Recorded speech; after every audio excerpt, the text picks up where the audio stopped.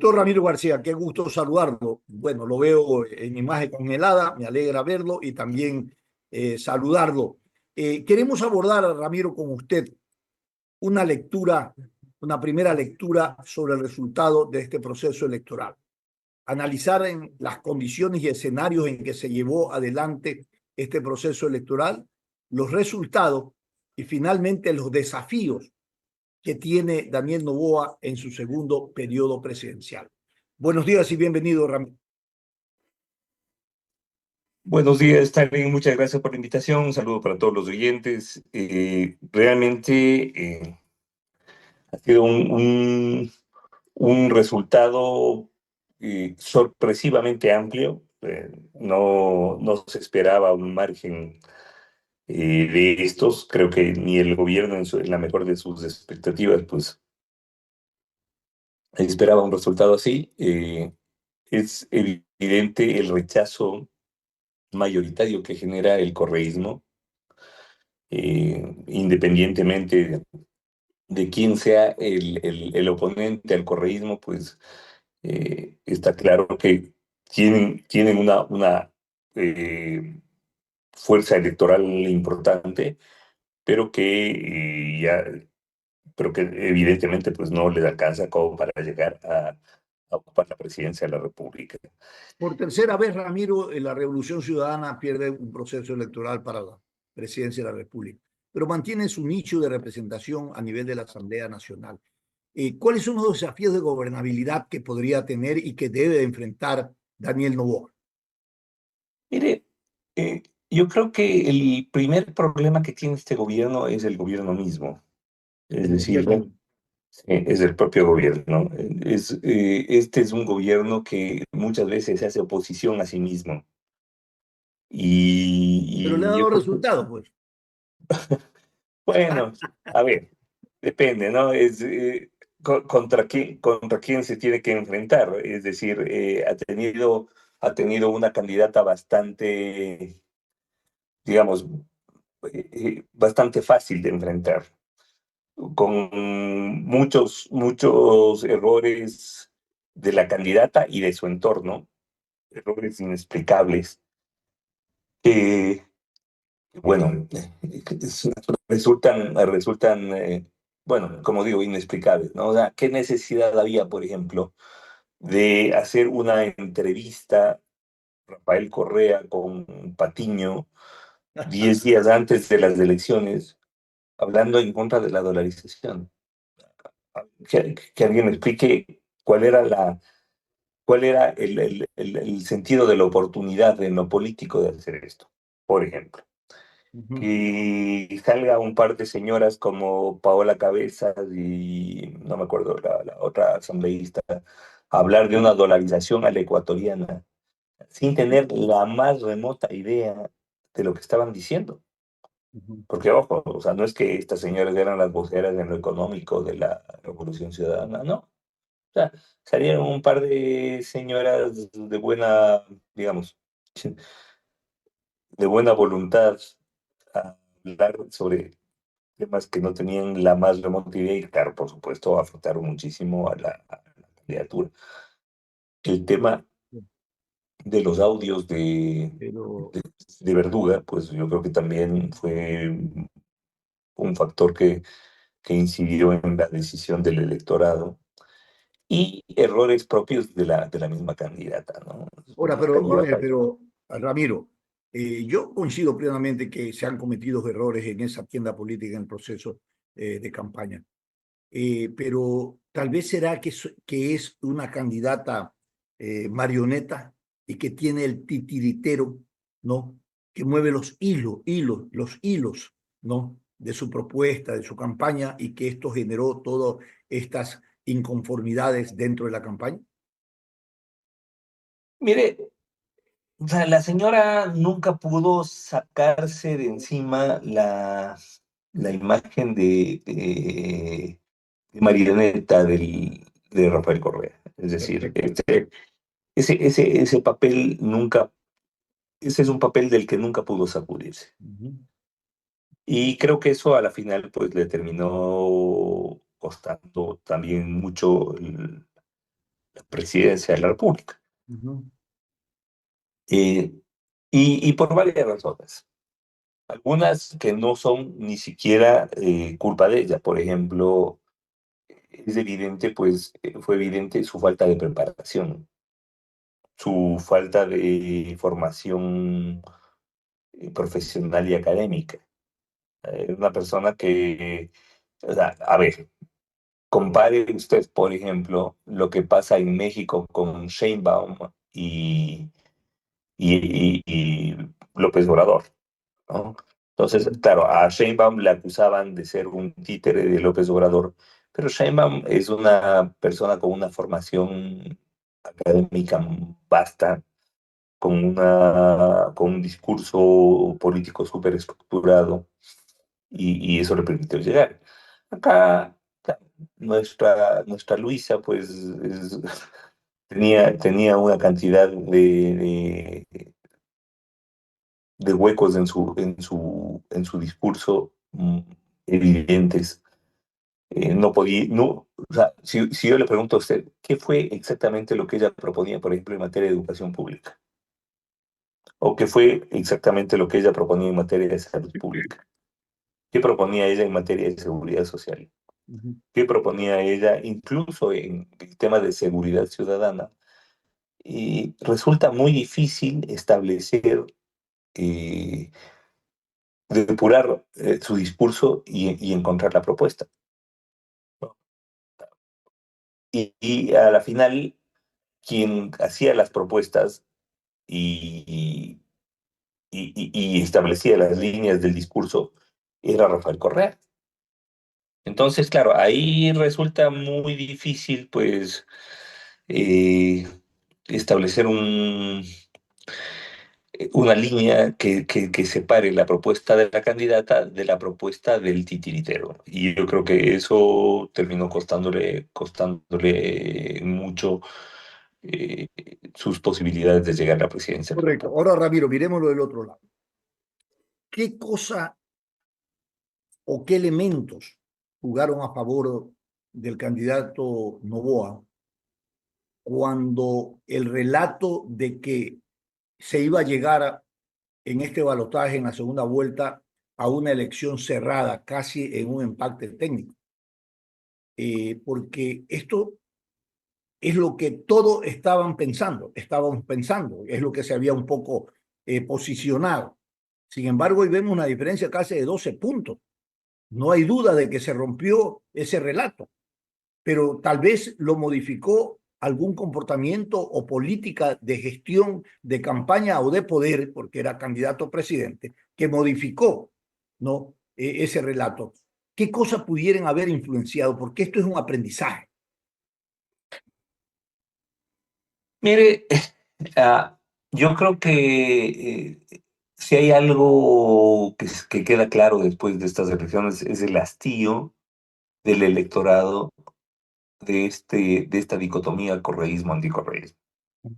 Es decir, ya basta del tema. Yo creo que esta elección ha sido,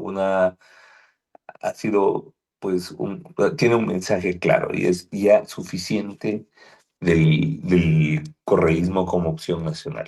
Estamos entonces en el camino del ocaso del correísmo en la vida política del país. Sí, sí, yo creería que sí. Es decir, el correísmo todavía va a tener fuerza local, todavía va a tener presencia política. Lo que pasaba con el roldosismo en los noventas, ¿no? Correcto. Ah, Este es un roldosismo reeditado, con un déjenlo volver, con un líder ausente, al final termina siendo el roldosismo de los noventas, pues Sí, el sí, sí. correísmo de Igual, ahora. totalmente. Sí, sí. Tiene razón. Un Ujú. roldosismo que usted recordará por lo menos en dos o tres elecciones entró a la segunda vuelta, ¿no? Ujú. Y mantuvo una fuerza local importante durante alrededor de 10 años, y lo mismo va a pasar acá. Recordemos que, mire usted, en provincias como Pichincha o como Azuay, el correísmo tiene la prefectura y la alcaldía, pues pierde su candidata presidencial. En Quito, Pichincha, pierde Luisa González. Claro. Y ojo, acá el alcalde es de Quito, el alcalde de Quito es correísta y la prefecta también. En Azuay, el prefecto Lloret es correísta y Ujú. pierden 2-1. 2-1. Es una paliza. Es más, en Guayas, Correcto, pero mire también, usted, ¿qué incidencia también, qué lectura nos deja el acuerdo entre, que generó Revolución Ciudadana con el movimiento indígena? Este es un detalle político en el orden electoral importante de analizarlo. eh, el movimiento indígena no tiene una cohesión alrededor de opciones electorales. No se refleja, sino, por ejemplo, es diferente el movimiento indígena en la convocatoria, en la movilización, que en la acción electoral política. No se reflejan necesariamente sus capacidades en votos, por ejemplo, ¿no? Y esta negociación queda claro que no fue un buen negocio hacer una alianza porque perdió en todos los sectores casi del movimiento indígena. mire, yo fui un crítico de ese acuerdo y un Sí. crítico desde diferentes perspectivas, Hubieron empezando. algunas entrevistas donde usted planteaba que eso no iba a ningún lado. Sí, sí. A mí me parece, claro, yo fui un crítico un crítico de ese Alianza, acuerdo, ¿se de esa acuerda? alianza, sí, empezando desde la perspectiva del movimiento indígena. ¿Qué ganaba el movimiento indígena jugando su capital político a cualquiera de los dos candidatos? A Correcto. cualquiera de los dos candidatos. Candidatos con los cuales evidentemente tenía diferencias en lo ideológico y en lo programático realmente serias. Por favor, o sea, que alguien me diga qué le, qué le sumaba al movimiento indígena hacer una alianza con la señora González. Pues nada. Y es más, o sea, nos deja un tufo feo al final del día de, bueno, ¿qué tanto le aportó a la señora González la alianza con los indígenas? Y creo Bueno, que le aportó, nada. y es más, muchos se preguntará si le restó más que lo que le sumó. Le restó. Yo creo que así dan cuenta los resultados electorales. Y bueno, yo creo que, eh, claro, si nos ponemos a hacer un juego de sumas y restas, vamos a ver que lo que obtuvo la señora González en primera vuelta y lo que obtuvo en la segunda vuelta, pues prácticamente no varió mucho, es decir, no le sumó prácticamente nada a esta alianza con el movimiento indígena. Entonces, Ujú. ya, lo que no significa que electoralmente el movimiento indígena no sea importante, todo lo contrario. El movimiento indígena eh, demostró que se mantiene incólume cuando todas las fuerzas políticas del país fueron demolidas en la última elección. ¿Ya? Correcto. Partidos políticos como el Partido Social Cristiano o la Izquierda Democrática, ¿ya? No pudieron alcanzar el 1% de la votación, mientras el movimiento indígena mantuvo su 5.5% de votación nacional. Ahora, Eh, le quiero preguntar, Ramiro, lo siguiente.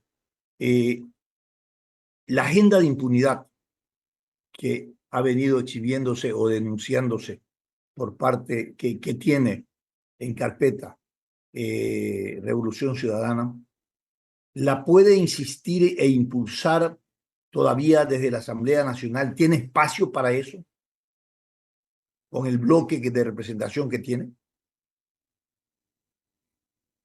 bueno, a ver, primero estamos en el Ecuador, ¿no? Estamos en el Ecuador donde los bloques legislativos duran lo que dura el poder de sus líderes. No. Entonces, primero veamos al 24 de mayo cuántos asambleístas de la Revolución Ciudadana se mantienen dentro de ese bloque. Claro. Cuántos de Pachacuti Mm. también se mantienen dentro de ese bloque? Claro, yo decía, y creo que con razón, que el, el bloque legislativo de gobierno iba a durar 15 minutos si es que perdían Novoa. Ujú. Ahora, pues creo que el bloque legislativo de la revolución, el reto de la Revolución Ciudadana va a ser mantener a todos sus asambleístas dentro del redil. Y yo, la verdad, dudo mucho que lo pueda hacer. Yo Eh, también. Muy difícil. dudo mucho que lo pueda hacer. Hay un factor de poder, de corrupción muy fuerte también dentro de la política ecuatoriana. Eh, yo creo que difícilmente va a poder mantener ese bloque tan importante que tiene. Y veamos con cuántos llega Correcto. al 14 de mayo, que entiendo es la fecha en que tiene que instalarse la nueva Asamblea Nacional. Claro, yo me parece que ese va a ser un primer dato. Ahora, hay un segundo dato que creo que va a ser importante, y es que esta asamblea que viene, no solo en la Revolución Ciudadana, sino de gobierno y en general, es de un nivel paupérrimo en lo conceptual, en lo político, en lo ideológico, y creo que vamos a tener una... si bien todas nuestras asambleas han tenido, digamos, mala prensa y poca aceptación nacional, me parece que esta va a tener un desgaste importantísimo de entrada. Y un desgaste eh, que va a venir de la propia asamblea. Correcto. As- Tiene razón. Esto, este juego de cambios de bandos y de camisetas que vamos a ver con mucha fuerza. Porque, ojo, o sea, este es una asamblea inédita. Aquí tenemos dos bloques y se acabó. Dos partidos políticos tienen el 90% de la asamblea, a diferencia de otras asambleas en donde ha habido una representación bastante más plural, ¿no? Donde teníamos, incluso la asamblea que sale, pues había una representación importante del movimiento Construye, había una representación importante del movimiento Pachacuti, había una representación, bueno, es decir, teníamos una asamblea bastante más amplia en lo ideológico, en lo político. Hoy Más tenemos dos diversa fuerzas. representación. Claro, correcto. Ahora, yo quiero preguntarle, ¿es una oportunidad que hoy tiene en su segundo periodo Daniel Noboa de llevar adelante una convocatoria a una constituyente o generar una propuesta de reforma estructural a nivel de la Constitución, pero puede ahora también convocar, con el respaldo que le ha dado el pueblo ecuatoriano, a un frente interno unitario para elaborar un proyecto país, ¿no?, de largo plazo? Mire, a ver, para generar un proyecto a largo plazo hay que tener un proyecto a largo plazo. O sea, le pregunto a usted, ¿hay algún proyecto de este gobierno a largo plazo? No hay un planteamiento. O yo me lo he perdido y no he No, no, escuchado, no, no pero hay, tiene razón, no hay. Todo ha sido coyuntural, nada estructural. tenemos un candidato al que le es complicado hablar más de 3 minutos, no, al que le es un poco complicado comunicar lo que quiere hacer. Y yo la verdad no sé qué va a pasar en estos 4 años, y creo que como yo está el 99.99% del país. O sea, no sabemos exactamente cuál es el plan, más allá de vamos a evitar que el correísmo llegue, que ya, ok, listo, ese plan ya se cumplió el día de ayer. Ahora estamos en el día después, ya, y el día después, Queremos saber qué es lo que va a pasar con la educación pública, qué va a pasar con la Correcto. educación superior pública, qué va a pasar con la seguridad ciudadana, con la salud pública, con la seguridad social, qué va a pasar con el sistema de carreteras del país que se está cayendo a pedazos, qué va a pasar con una cantidad de cosas que Pasa son de factura. interés prioritario. Hay que Entonces,